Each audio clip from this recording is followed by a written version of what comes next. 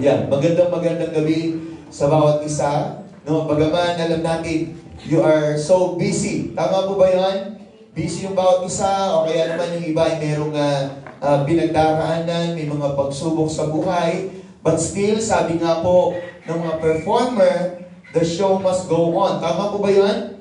Pero sa ating mga Kristiyano, still, no po, our life, our spirit, our faith must go on. Amen po ba? Amen. So, handa ka na ba na makinig ng mensahe ng Panginoon this evening? Amen. So, hindi na natin papatagalin at ating natatawagin ang mensahero ng Panginoon sa gabi ito. Tawagin natin Sister Malu. Amen.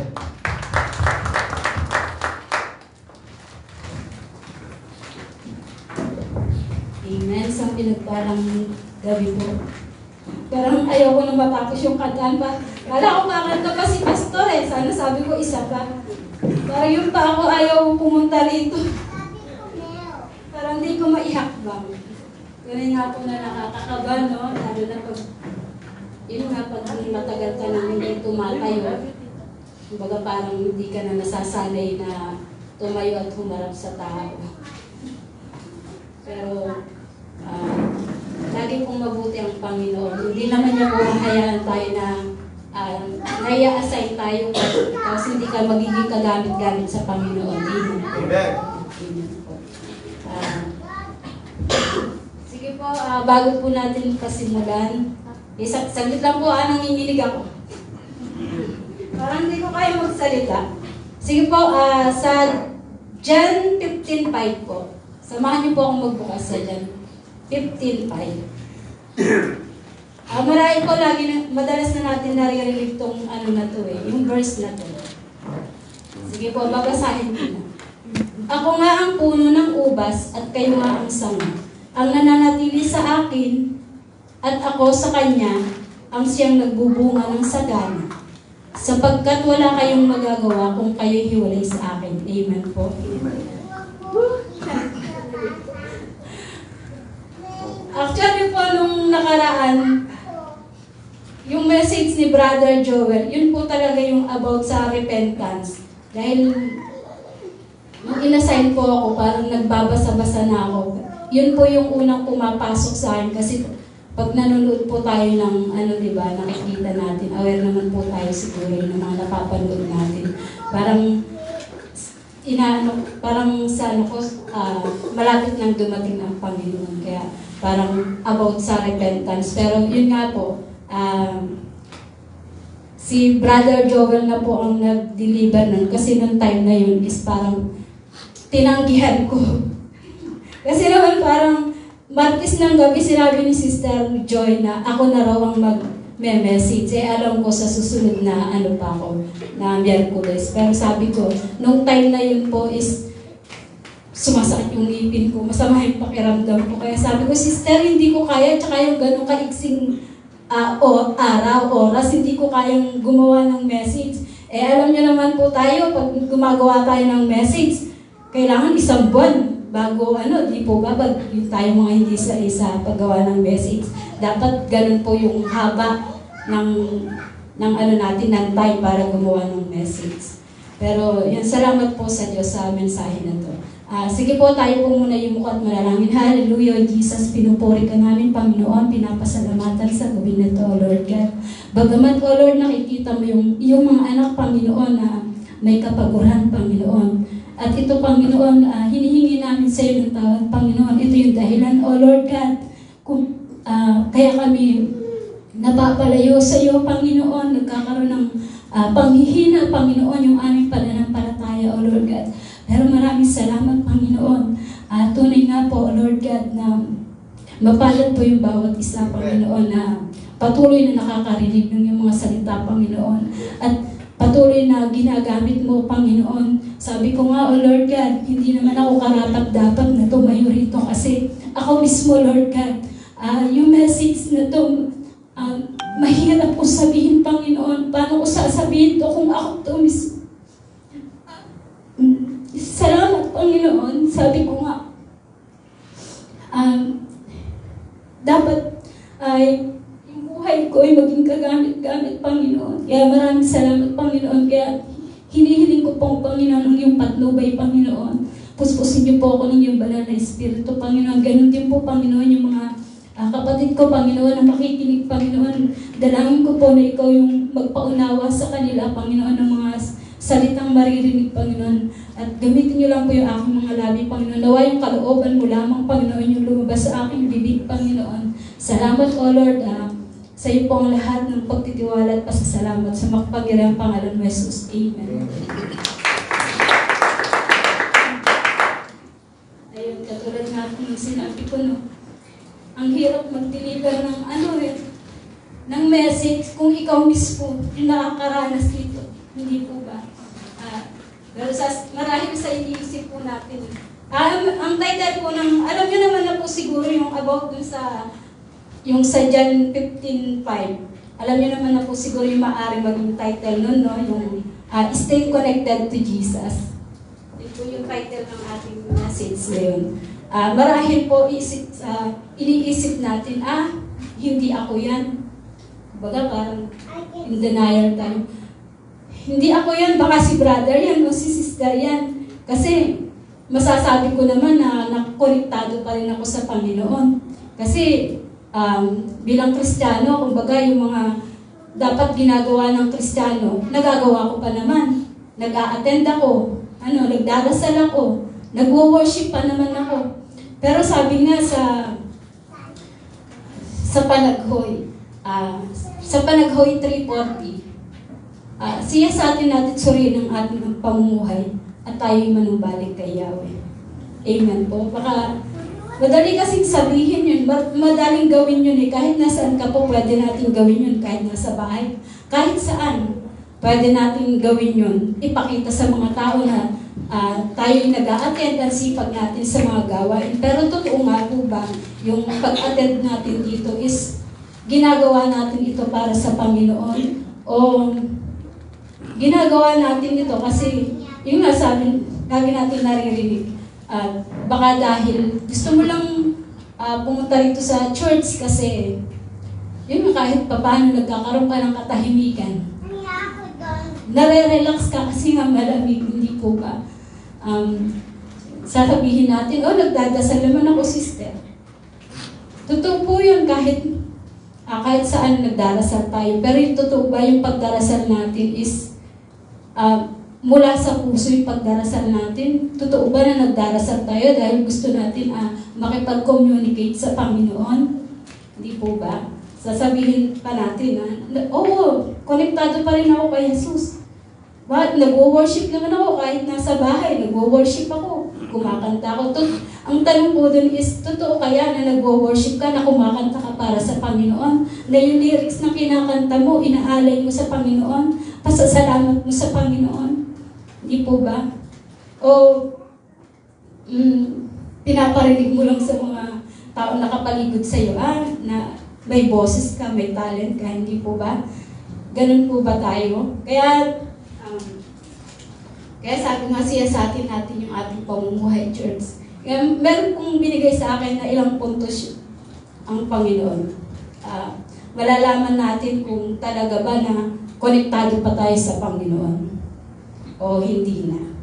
Number 1 po is malalaman baka maaring inaakala po natin nakakonect pa tayo sa Panginoon, pero baka hindi na pala. Sabi kasi dun sa verse na binasa natin, ang Panginoon ang puno ng ubas. Kumbaga sa Kanya tayo nakakonekta. Totoo ba, church, na tayo yung sama na nakakonekta sa Panginoon? Totoo ba na nakakonect pa tayo na ganyan ba tayo kalapit sa Panginoon? Ganyan po ganyan pala. O baka ganyan na tayo, yung napakalayo na, o baka konti na lang mahuhulog na yung sama na nakadikit sa Panginoon. Sige po, yun po, makikita natin dito. Malalaman po natin na hindi na tayo nakakonekta sa Panginoon kapag ito na po yung pamumuhay natin. Number 1 po is yung kapag inuuna na natin ang makamundong gawain. Number 1 po yan. Yan yung isa sa number 1 na dahilan sinasabi mo, oh, nakakonect pa ako kay Lord. Pero, yung gawa mo naman, kumbaga, mas lagi mo nang inuuna ang makamundong gawain. Hindi po ba? Sasabihin naman natin, mga katwiran pa tayo. Alam ko po yan, kasi ako rin yan eh. Sasabihin natin. Hindi naman masamang unahin, kumbaga, yung makamundong gawin. Kasi para sa pamilya ko yan eh. Uunahin ko magtrabaho para sa pamilya ko yan, para sa ikabubuti ng ng mga pamilya ko. Pero, sabi nga po,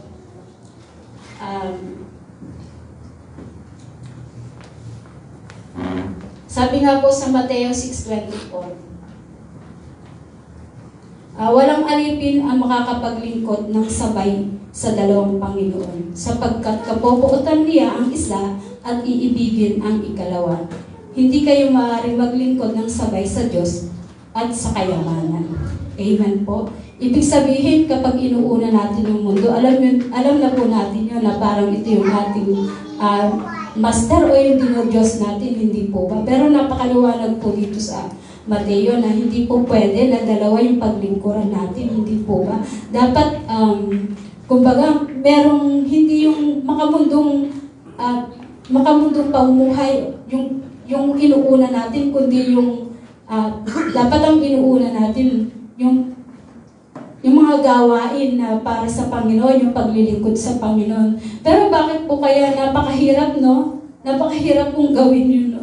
Pero bakit nabibilib po ako sa mga taong nagtatrabaho, pero napagsasabay nila yung kumbaga napaka-dedicated nila pagdating sa gawain ng Panginoon. At sabi ko nga, isa kong ine-example doon yung buhay ng ating pastor. Hindi po ba na dati naman may trabaho siya, lagi nating inaano yun.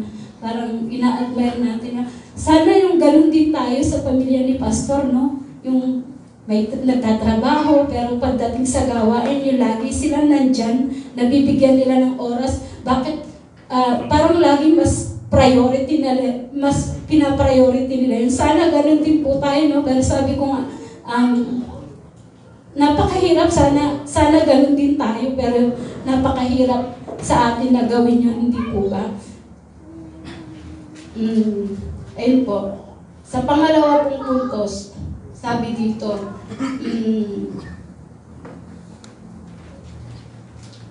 puro salita, kulang sa gawa.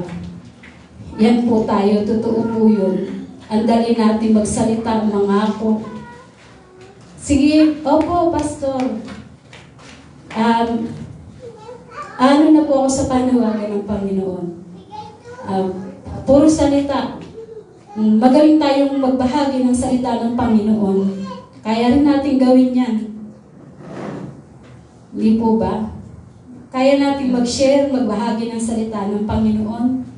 Pero sabi nga sa Santiago 2:14, mga kapatid, ano ang mapapala ng isang tao kung sasabihin man niya, siya'y may pananampalataya, ngunit hindi naman niya ito pinapatunayan sa gawa. Di po ba ang sakit? Ang sakit kung marinig may salita ng Panginoon, no?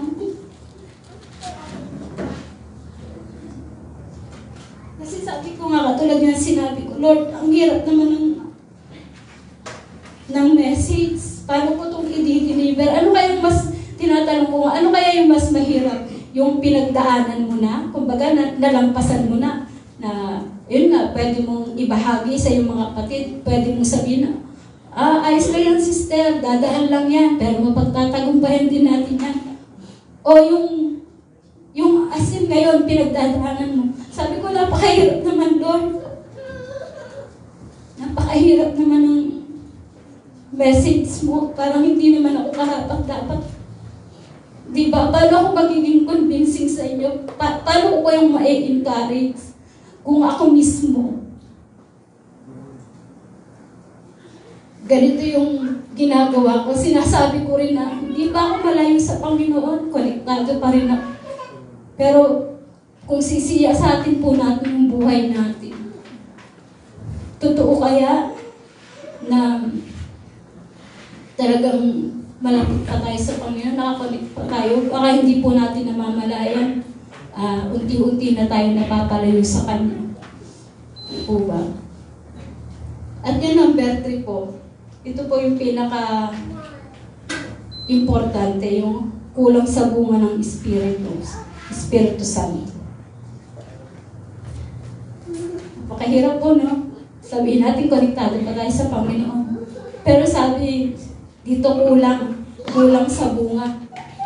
Ano po ba yung 9 fruits? Pag wala ka nito, ano yun? Yung pag-ibig, yung love, joy, peace, patience, kindness, goodness, faithfulness, gentleness, self-control. Hindi po ba? Sasabihin natin, konektado pa tayo sa Panginoon, pero yung pag-uugali natin, yung pamumuhay natin, wala nito. Hindi naman sinabing as in wala. Ang sabi dito is kulang. Ibig sabihin, pag kulang pala ng isa, dalawa, parang hindi ka na talaga nakakonect sa Panginoon, or maaring oo, pero kumbaga, malapit ka nang humiwalay, mapalayo. Pag yung mga nabanggit dito is hindi na natin naiisa pamuhay. Hindi po ba?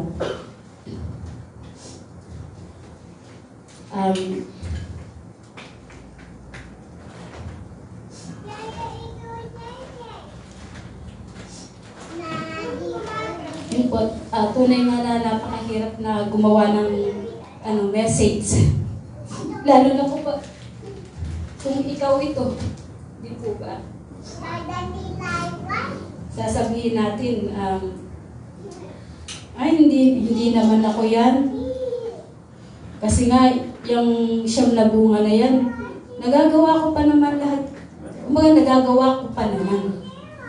Pero ang sinasabi nga dito, pag may kulang na hindi mo na nagagawa, matakot na tayo, kabahan na tayo, napapalayo na tayo sa ating Diyos. Hindi na tayo kumbaga hindi na tayo konektado sa Panginoon. Yun po. At meron din po. Ayun po. Pero sabi nga, paano naman natin mapapanatiling konektado sa Panginoon? Meron din po mga binigay sa akin ng Panginoon. Pero alam naman na po natin yun kung paano natin mapanatili na maging konektado sa Panginoon. Ano yun? Katulad ng una ko pa nabanggit, yung manalangin, pag-worship, pakikinig ng kanyang banal na salita na dapat bilang Kristiyano. Ito na yung pamumuhay natin. Yung panalangin na hindi sa muso. Yung pananalangin na talagang nagnanais tayo na laging makipag-communicate sa Panginoon. Amen po. At yung isa po yung pag-worship. Ngayon, katulad nga ng sinabi ko na yan po yung isa sa para mapanatili natin yung kalapitan natin o konektado natin sa Panginoon, yung pag-worship. Hindi yung ipapakita mo lamang na nagpe-perform, parang nagpe-perform ka lang o pinaparinig mo lang sa Pag nag-worship po tayo, yung as in, parang yung kanta na yun, inaalay natin sa Panginoon, yung pasasalamat natin, yung pagsamba natin, yung mga lyrics na yun, yung tanging sa Kanya lang natin inaalay. Amen po. At yun naman yung last naman po, yung pakikinig ng Kanyang banal na salita. Sabi nga, kung pinapakinggan lang natin to pero hindi naman natin isinasapumuhay, hindi po ba? Wala din. Sayang lang. Sayang lang yung pakikinig natin. Baga parang walang kabuluhan. Parang nagpapagod ka lang. Parang pakitang tao lang. May masabi lang na konektado ka pa sa Panginoon.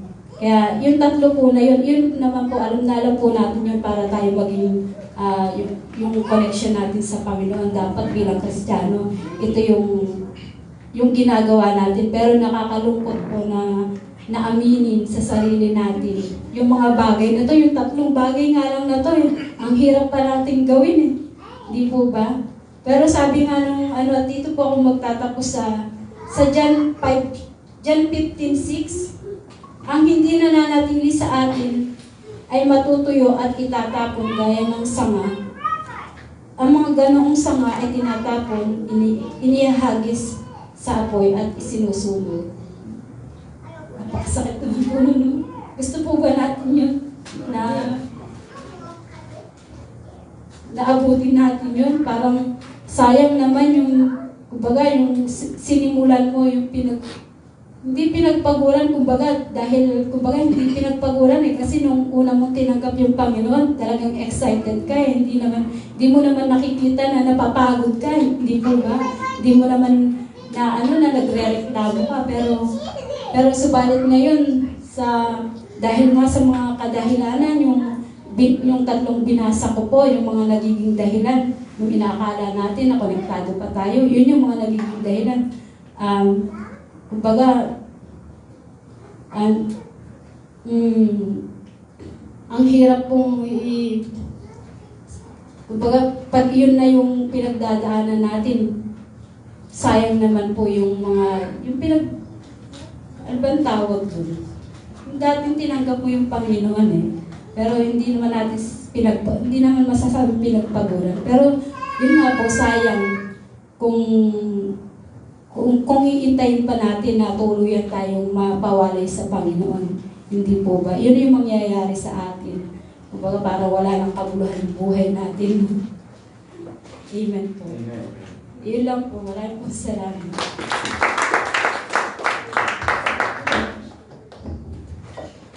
Yan, stay connected Stay connected tayo. Yun yung isang bagay na dapat talaga natin ginagawa ngayon. No?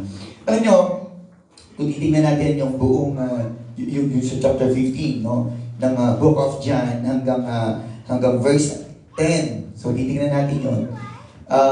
May word doon, no, na talagang ulit-ulit sinabi ng Panginoon, di ba, yung word na remain. Tama ba?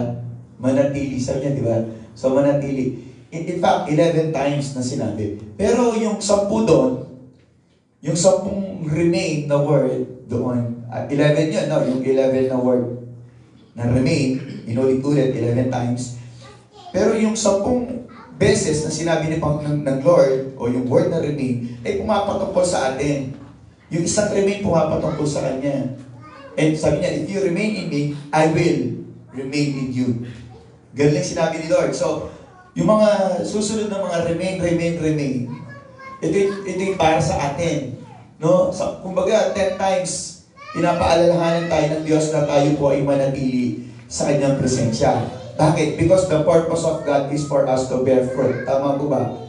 So, kaso ang sinabi nga ng ating kapatid, ang gusto niyang i-share sa atin is, yung bang, paano natin malalaman na talagang konektado pa tayo sa Kanya? Tama? Kasi along the way, dahil nga sabi niya, you go to church, you pray, you worship, you read your Bible. So, parang feeling mo talagang konektado ka pa rin kay Lord. Tama po ba? Alam niyo, gusto ko lang magkaroon ng isang pagsasalarawan sa inyo. Paano niyo alam kapag konektado na kayo sa Wi-Fi? Paano niyo malalaman? May nare-receive ka ng messages, tama? Tama ba? Pero it doesn't mean na naka-on ang iyong Wi-Fi, nakaganon yung maaari wala naman palang, hindi ka pala connected. Tama po ba? Tama ba? So, maliwanag na isang bagay na for us to know na tayo po'y konektado pa rin sa Diyos. No? You are receiving something from God. Tama po ba? Ito yung gusto ng Panginoon. Ito yung pinapaunawa niya sa atin If we will remain in Him, if we will stay connected, sabihin na lang natin, if we will stay connected, kasi yung remain dito, connected, in touch, yun yung ibig sabihin no? Na talagang meron kayong communication. Naririnig mo siya, nararamdaman mo siya, nakikita mo yung kanyang mga pagkilos. Alam niyo ba, isang bagay na nais ng Panginoon, kapag tayo po'y nananatili na nakakonekta sa Kanya, ang gusto niya is tayo po'y mamunga. Sabi mo nga, mamunga. Alam niyo po ba na ikaw ay pinili ng Diyos, isa sa pinili ng Diyos para mamunga? We were chosen to bear fruit. Or maybe not just only to bear fruit, but to bear much fruit. Kasi ayaw ng Panginoon na makaranas ka lang ng mga bunga na kakaunti. Ang gusto niya isang masaganang bunga. Tama po ba yan? So isang bagay na malalaman mo rin na ikaw ay konektado sa Diyos is that you are receiving more fruit from God. You are receiving more than doon sa hinihingi mo. Tandaan natin yan kasi hindi naman lahat nga, sabi ng ating kapatid kanina na nag-worship, connected pa rin kay Lord. Tama po ba? Kasi yung kapitbahay namin habang gumagawa sila ng bahay, yung katabi namin, talagang yung mga pinapatugtog nila, praise and worship Pero naninigarilyo sila. Are they connected to God? They are trying to connect. Maybe. Pero hindi nila alam yung password Sino may password? Si Jesus. Amen po ba? Amen. So, ang gusto ng Panginoon is that kapag tayo po ay nakakonekta sa Kanya, ang sabi gano'n, ang nais ng Panginoon ay iparanas niya sa atin yung bunga na masagana. So, ito yung isang bagay na masasabi natin, konektado ka sa Diyos because you are experiencing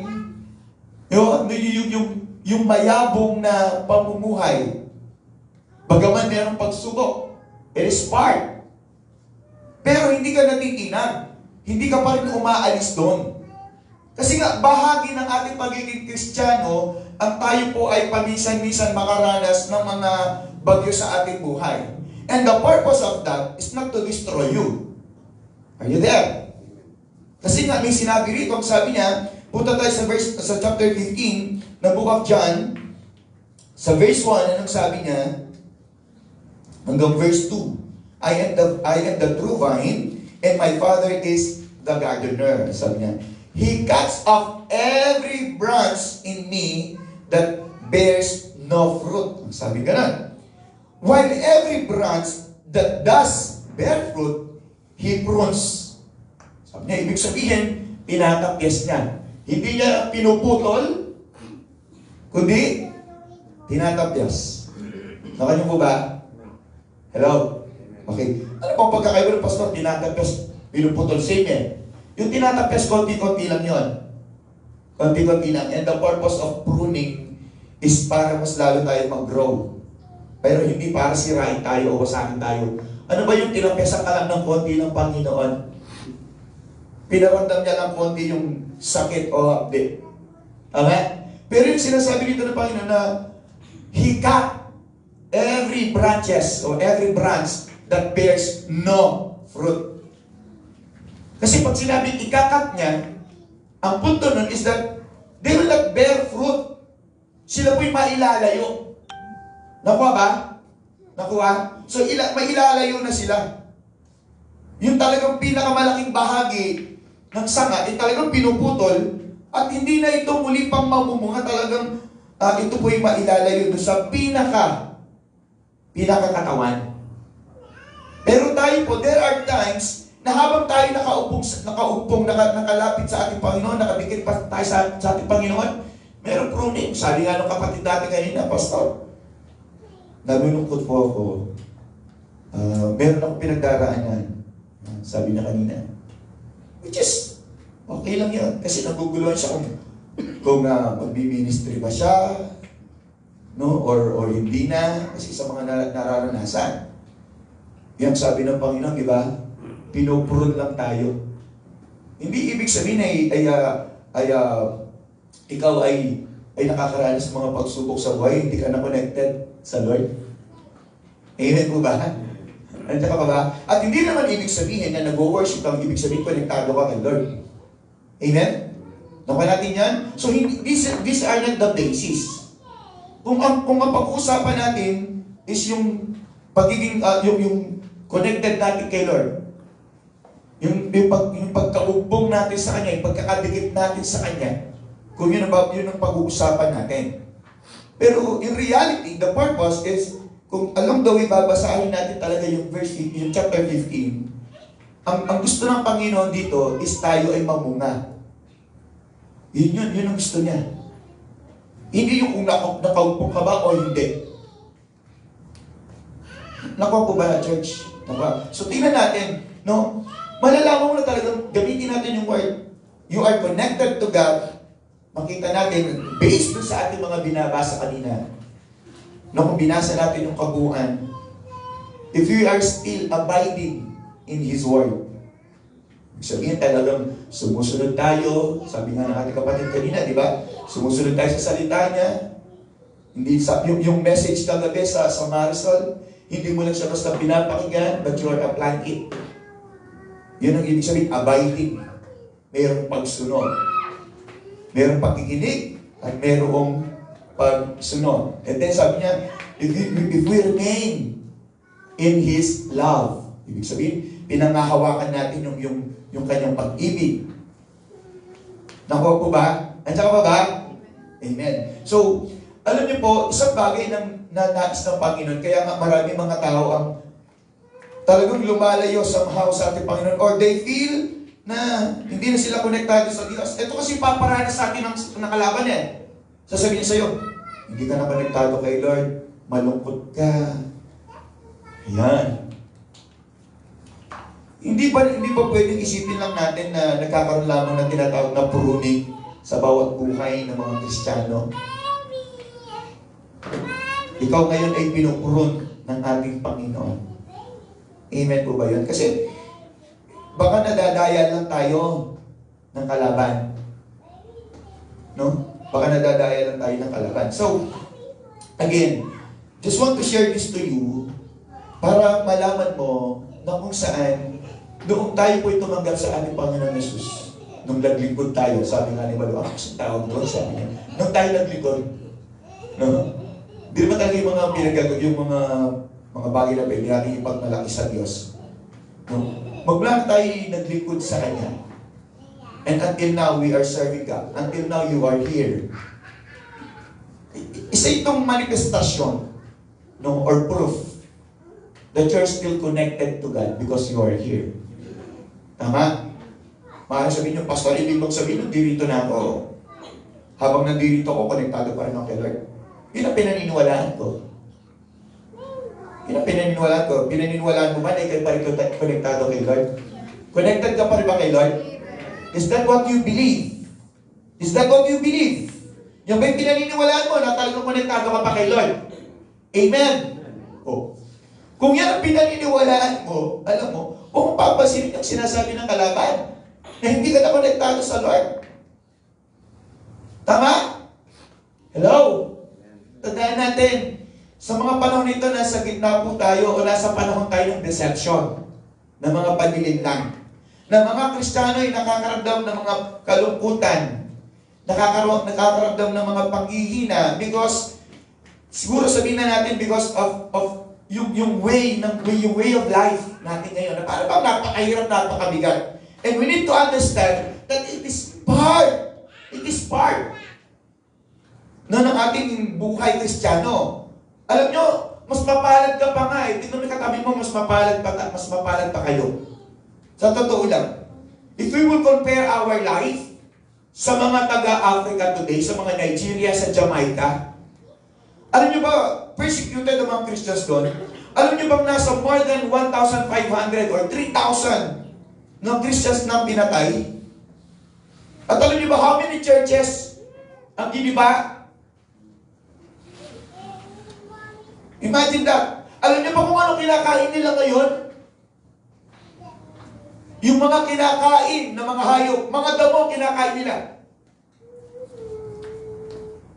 And yet, they're still praying. The problem is this. Ina-entertain kasi natin kung ano yung sinasabi ni Satanas. No? Ina-entertain natin siya. Pag sinabi ni Satan, wala na, malayo ka na kay Lord. Do you think malayo ka na kay Lord? Ikaw, malayo ka na ba kay Lord? Di ba hindi naman? Yan ang isang bagay na dapat natin isipin. Hindi tayo malayo sa Diyos. It's just that we are not receiving something from Him kasi hindi tayo nananatili sa Kanya. Paalis-alis tayo. Nakalim mo ba? Eh kahit malapit ka sa pinaka-wifi, sa ano bang tawag dyan? Modem? Router. Kahit pinaka-malapit ka pa sa router. Okay? Kahit nasa bahay mo yung router, kung on and off ka, wala pa rin. Kaya nga sabi ng Panginoon, remain. Remain in Him. Nakuha po ba? So dapat tayo manatili sa ating Panginoon. Lalo na sa mga panahon ngayon. Maraming mga bagay ang nagdudulot sa ating ngayon para tayo po ay paminsan-minsan hindi tayo manatili sa presensya ng Panginoon. Sinasabi ko namin dito, in the presence of God. Sa presensya niya. Yung kapag tayo nagbabasa ng Bible, no? Lahat naman tayo, there are times, talagang napapasabak tayo, napapasubo tayo sa pag-scroll Kahit naman ako, pag sa nagagawa ko yun No? Na talagang maraming mga oras tayong ginugugol. Kahit yung sabihin nga ng ating kapatid, yung sa trabaho, dahil para sa family mo naman yan. Pero di ba, hindi ba nakita? Dahil hindi tayo masyadong nananatili, ibig sabihin hindi tayo nag-focus sa Word of God. Na kahit nasa church ka, baka iniisip mo pa rin yung work mo, yung business mo. Kaya nga, tingnan niyo yung nangyayari. Tingnan natin dito sa Book of Haggai. Sa Book of Haggai, chapter 1, verse 5 hanggang 6. Itong sinasabi ng Biblia. Sabi nga, ngayon ganito ang sabi ng Panginoon ng mga hukbo. Pag-isipan ninyo ang inyong mga lakad. Ginagawa ba natin to? Iniisip ba natin yung ating mga ginagawa? Iniisip ba natin? Tingnan nyo. Ano sabi sa 6? Kayo'y naghasit ng marami. Ibig sabihin kayo nagtatrabaho. Kayo'y naghasit ng marami, ngunit kumaani na kakaunti. Kayo'y kumakain, ngunit hindi kayo nabubusog. Kayo'y umiinom, ngunit hindi kayo nasisilahan. Kayo'y nagdaramit, ngunit walang naiinitan. At kayong tumatanggap ng sahod ay tumatanggap ng sahod upang ilagay sa supot na may mga butas. So, parang sinasabi na we need to be reminded in everything that we do. Sa lahat ng ginagawa natin. Kasi trabaho nga ng trabaho Tingnan natin kung ilang oras yung ibinibigay natin sa ating trabaho kaysa sa ibinibigay natin sa Diyos. 8 hours tayo sa trabaho, tama? Pero hindi naman lahat yung 8 hours na yun, trabaho lahat yun. Kung titignan natin, may mga break time kayo din Bakit? Hindi ka naman pwedeng mag-worship habang nagtatrabaho ka? Hindi ka naman pwedeng makinig ng praise and worship? Hindi ka ba pwedeng mag-pray habang nagtatrabaho ka? Halimbawa, mga kapatid natin sa nagtatrabaho, habang nakatayo sila, habang naghihintay, hindi pa pwedeng, somehow they are praying in their mind. Hindi ba pwede yun? While you are driving, hindi ba pwede? Habang naglalaba ka, hindi ba pwede mag-worship? Hindi ba pwede mag-pray? Hindi ba pwedeng lagi mong alalakanin yung kabutihan ng Diyos sa iyong buhay? Hindi ba pwedeng pasalamatan ng Diyos, Lord, thank you. Kasi nakapaglaba ako today. Salamat sa pinahirang mong lakas. Amen. Yun ang sinasabing, stay connected. Na kahit nasa trabaho ka, you're still connected to God. You are praising God. You are worshiping God. You are always remembering the goodness of God in your life. But the problem is that habang nasa trabaho, nagre-reklamo ka, pagod. Sinasabi mo, hindi tuloy ako makapagbasa ng Bible. Yes! Maaari, hindi ka makapagbasa ng Bible. That's why the Bible says, let the Word of God, do not depart it from your mouth. That's why the purpose nung Bible, kapag binasa natin yan, ay i-impact na natin yan sa ating puso. Amen? Kaya, kasi nangyayari, basta makapagbasa ka lang, then nabasa mo, pero hindi ka nag-memorize kahit isang verse, hindi ka nagbabaon. Hindi ba ginagawa natin kapag ikay nakikain sa isang handaan, di ba nagbabalot ka? Ay, masarap tong Shanghai, ibalot ko nga. Tama? Mali, tama. Bakit? Kasi nagustuhan mo siya. Of all the dishes, doon sa lahat ng mga, or dishes dish, meron kang isang nagustuhan doon, or dalawa, na talagang tumatak na, talagang nagustuhan ng panlasa mo, tama po ba? Tama. At gusto mo, humingi nun. O kaya, paano kaya ginawa to? Sino kaya gumawa to? Sa kaya nila to binili? So same. Dapat kapag ikaw ay nagbabasa, magbaon ka, ka, nasa school ka, namamasada ka, meron kang kinakain na word. Ito yung konektado ka pa rin. Nandiyan ka ba?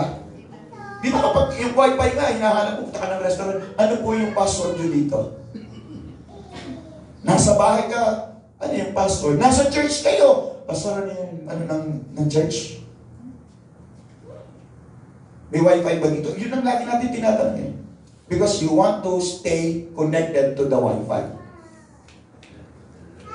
Pero kapag walang wifi, what do we do? Pag lumalayo ka ng ginagawa mo, magpapaload ka para meron kang data. Eh kung wala kang data, wala kang load, anong ginagawa mo? Hotspot. Tama? Hello? Gumagawa tayo ng napakaraming paraan. Eh kapag walang hotspot, walang data, anong ginagawa mo? Kapag alam mo sa pupuntahan mo, wala talaga. What do you do? Di ba ginagawa mo, nagda-download ka na ng mga movie? Tama? So, because you want to stay connected, not just only to the Wi-Fi, but also do sa cellphone, do sa gadget mo. Di nyo ba nakita yung mga ibang nagtatrabaho ngayon? Even sa mga school, yung mga bata talagang minamadali nila yung pag-aaral para pag-uwi sa bahay, cellphone yan. Baka may iba sa atin dito, yung recess nila, yung break sa work, kahit pahapyaw lang, kukunin yung cellphone. Habang naghuhugas, parang nakadikit na sa isip natin na, sabi ko nga sa inyo nung last time, mayroong tumunog na cellphone. Akala mo may nag-message sa'yo, di ba? Alam ko, para-paro yung mga text natin. Kasi nung unang araw, tutut! Ganun lang lahat ng mga sa sasakyan, magkakabaan ka agad eh. Tama ba yan? Pero may marami nang mga different kinds of ringtones. And there are some, dahil sobrang connected siya sa kanyang cellphone, nag-vibrate lang yan, vibrate na lang, silence, alam niya kagad eh. Tama po ba? Ganun siya ka-connected. Ibig sabihin, nandun na yung kanyang sensitivity. Pwede mo sabihin sensitivity. Yun, isang bagay pa yun. Isang bagay yun na dapat nating maramdaman. Yung sensitivity. Nawala na sa atin yun bilang mga Kristiyano. Yung pagiging sensitive about the Word of God or to the voice of God. Nawala sa atin yun. Yung sensitivity. Sa halip sabi niya, nahumaling tayo doon sa tinatawag na sensuality. Yun na yun. Yung hilig na ng katawan. Yung sensuality. Wala na yung sensitivity. Nakuha natin? Alam nyo, nung last time, in a matter of how many hours, mga around 2 hours, nakagawa ko 3 message. Tama ba? 3 message ang nagawa ko. I don't know why. Ang alam ko lang, gumagawa lang akong message. And then, pagkayari ko ng isa, meron na akong pumapasok. Isa na naman. After na, mayroon na naman. Tuloy-tuloy. Tuloy-tuloy yung paggawa ng message. Bakit? Kasi talagang, gusto ko kasi talaga, lagi akong konektado sa Diyos. Bagaman, meron din ako mga ginagawa. Kahit na nagwawalis ako doon, naghahakot ng mga kung ano-ano man, mga buhangin, lupa, no? Nag-exercise, nag-stretching. Talagang nag-ano pa rin ako. Nakakonekta pa rin ako sa ating Panginoon. Kasi nasabi ko, Lord, thank you. Kasi nakapagbuhat ako ng yari ko to dahil sa iyo. Sometimes, sisimple ako, punta ako ng CR sa labas eh. Nagpe-pray lang ako. Sometimes, punta ako sa church natin, doon sa dating pinagalingan natin, nagpe-pray din ako doon. Pamisa-misa talaga sumisingit ako. See to it. Pag nagluluto, pamisa-misa, ganun din. See to it. Konektado ako sa Panginoon para makareceive ako ng message. Para makarinig ako ng voice of God. Yun ang ginagawa ko. Kasi alam ko, may nangangailangan. Amen po ba? Because kapag alam mo may nangangailangan ng pagiging konektado mo sa Diyos, I do believe gagawin mo na lagi ka maging konektado kasi alam mo may mga umaasa sa iyo. Tama po ba? Pero kapag wala kang pakialam, mo, okay lang naman. Hindi naman ako pastor. Diba? May mga katao ka naman, wala silang pakialam. Bakit ako magiging konektado kay Lord? Hindi naman ako pastor, hindi naman ako nangangaral. Pero alam niyo kung babasahin talaga natin yung John chapter 15. To stay connected stay connected to God is for us to bear fruit. Yun na lang isipin mo. Nais kong manatili sa Panginoon upang nang sa ganoon, ako'y mamunga ng sagana. Amen ba yan? Yung isang bagay na sa atin yan, nakakapag-encourage sa uplift ng ating spirit. I will remain in God so that I will bear much fruit. At kapag ako'y nag-bear much fruit, sino makikinabang? Yung family mo. Tama? Makikinabang yung family mo eh. Kasi ang tinitignan natin, tatrabaho ko na magtatrabaho. Okay? Tingnan nyo, listen to this, magtatrabaho para sa family ko. Pero sabi ng Panginoon, you will not bear much fruit. Kaya nga walang sobra sa iyo eh. In fact, grace na lang ni Lord ang gumagana. Ang nararanasan mo yung grace. Nakuha? Yung talagang sakto lang kayo nakakakain. Napoprovide na yung mga pangangailangan nyo. Pero wala kang ipon. Wala kang iPhone. Wala. Hindi sumusobra. Hindi mo nararanasan yung abundant life. Yung fullness of life. Hindi mo nararanasan yun. Sakto ka lang. At maraming mga tao, ganito sila. Okay na to. Basta kumakain lang kami ng 3 beses ang araw. Ito naman yung gusto natin, tama po ba? Ito yung pangarap natin, tama? Basta kumakain 3 beses isang araw. Tama? Ayaw mo ng memory randa? Ayaw mo? Gusto mo? O di, pang-5 na yon or 4 tsaka 5. Parang ito, itinakahon kasi natin ng ating Diyos eh. Itinakahon natin siya. Hello? Nililimitahan natin ng Diyos. Ano ba yung pangalan ng church? Ano? Lakas natin. Ano pangalan? Ano susunod? Si Jesus ay infinite. Tama. Ano ba ibig sabihin ng infinite? Yung kaya nang ibigay, yung higit sa ating hinihingi. Higit sa ating nauunawaan, higit sa ating iniisip. Ganun ang ating Panginoon. So, why do we limit our God? Bakit hindi tayo manatili sa Kanya kung kaya pala niyang ibigay? Because He is infinite. More than what we ask of Him. Tama ba yung church? In fact, yung pagpunta sa church, yung pagpapagal mo rito, kahit pagod ka na, may inaasahan kang reward. Di ba sabi ng Panginoon, 1 Corinthians 15:58, nakalimutan na ba natin yung mga word niya, yung mga pangako niya?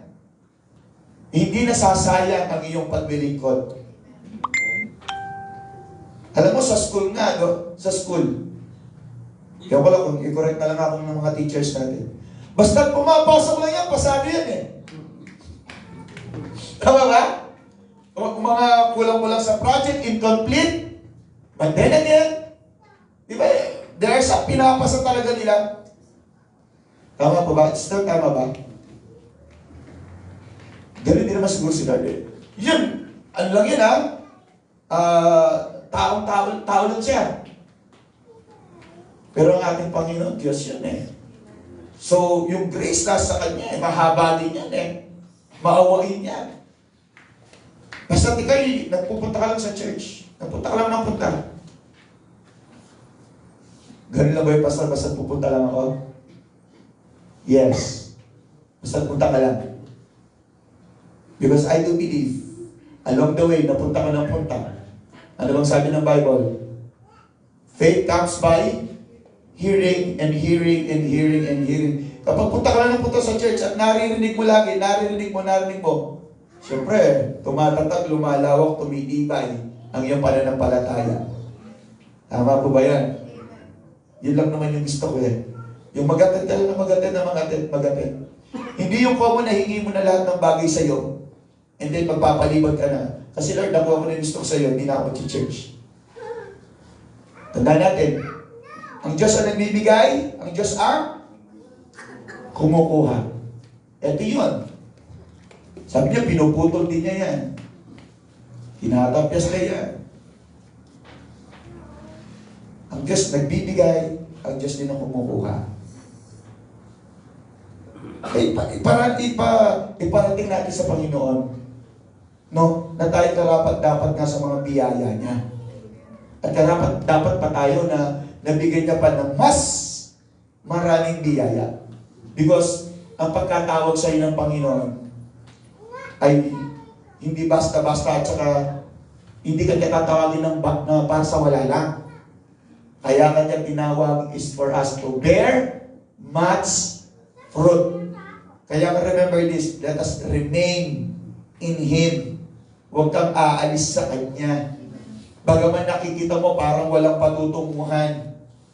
Pero hindi. Di ba yung mga Israelites? Sabi na, parang wala kaming patutunguhan. Wala na kaming daraanan. Ito na yung dead end of our life. Wala, papatay na kami. Mamamatay na kami. Bababalik ko din kami sa dati natin buhay o naming buhay.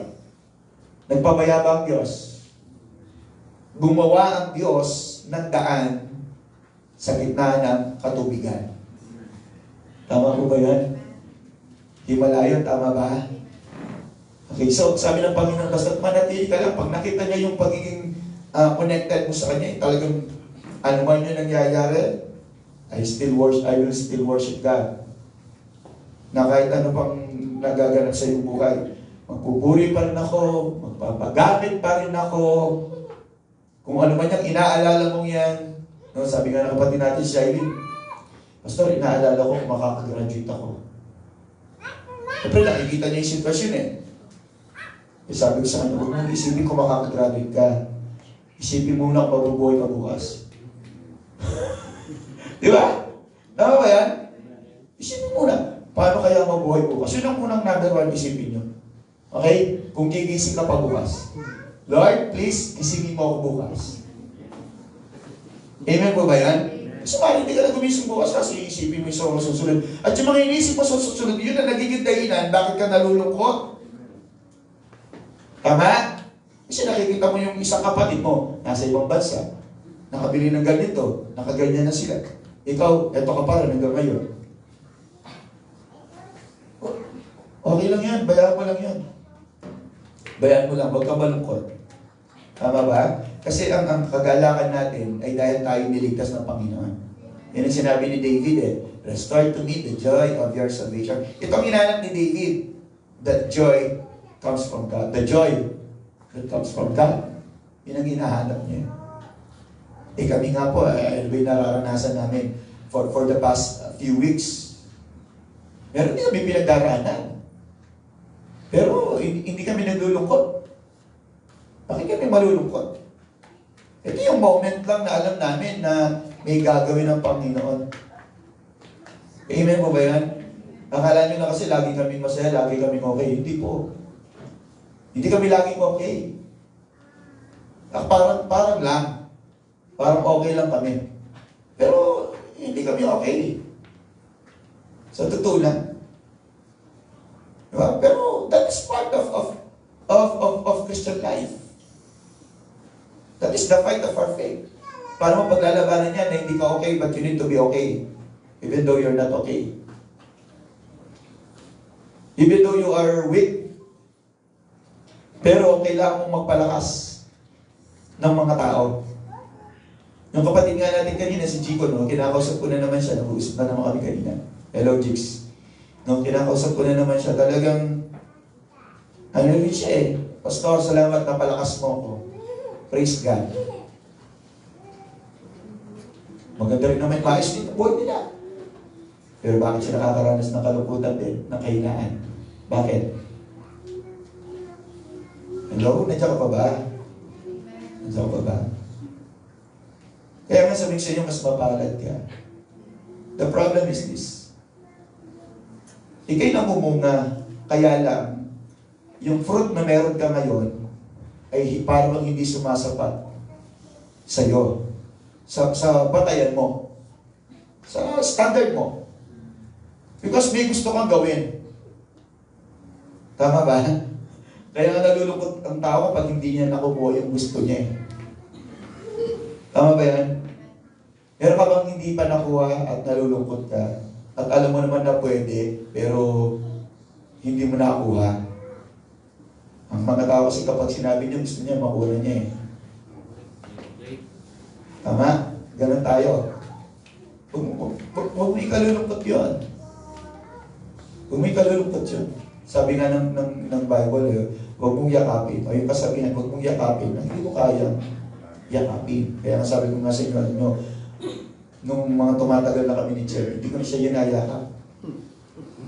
Kasi hindi ko na kaya eh.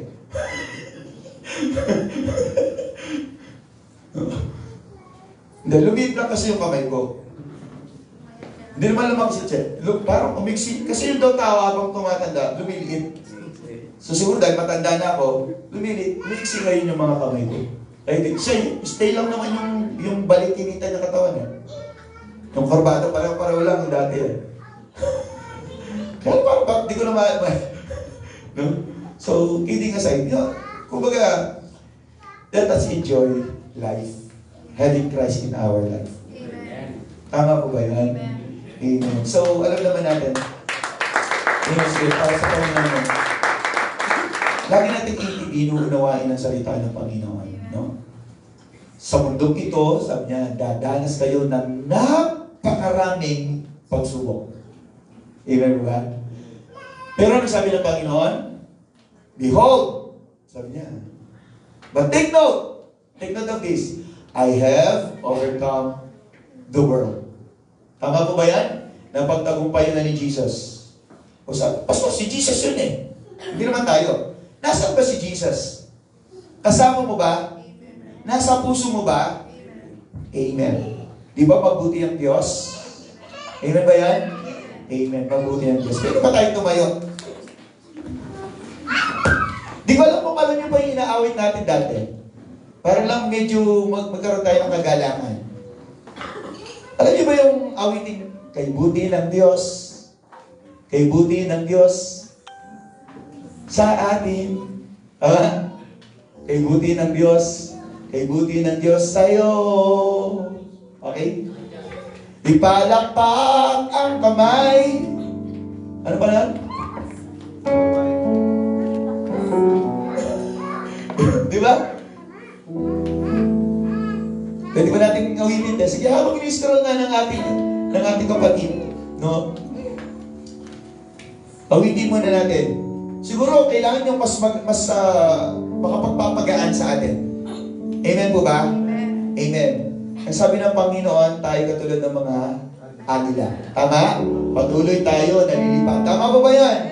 Alam niyo yung mga agila, kapag malakas pala yung hangin at may bagyo, pumapaibabaw sila. Hindi sila nagpapasakop doon. So kung agila ka, may problema ka, may bagyo ka, ano gagawin mo?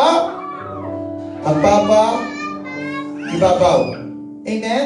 At kapag may malakas na hangin, they will just spread their wings. They will not fly like this.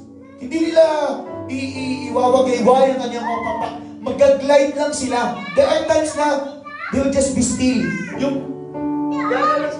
They'll just enjoy. Naman yung ba? Amen. So may bagyo ka ngayon. May pagsubok ka. Anong gagawin mo? Hindi tayo papasok sa problema. Papaibabaw tayo. Tama? Amen. So may malakas na hangin. Nais kang sirain. Buwagin. Ibahin ang landas mo. Anong gagawin mo? I will be still. Mag-glide ka lang. Amen? Amen ba yan? Ibig sabihin, ginamit ng agila yung malakas na hangin. Maybe, yung pinagdaraanan mo ngayon, gamitin mo yan para mas maging malalim sa Diyos. Gamitin mo yan para mas mapalapit ka sa Diyos. Tama? That is an opportunity. Sabi mo, opportunity! Yun pala yun, ano? Kapag may problema tayo, hindi na natin sasabihin problema. Kumusta ka kapatid, may problema ka ba? Pastor, meron akong opportunity ngayon. Amen ba yan? So we will call that opportunity. Tama po ba? Opportunity to know God, opportunity to draw near to Him, opportunity to pray, to worship, be more deep in our faith. Amen? Yun ang gagawin natin, yun ang ating isa sa isip. Let us command ourselves. Let us encourage ourselves. Amen?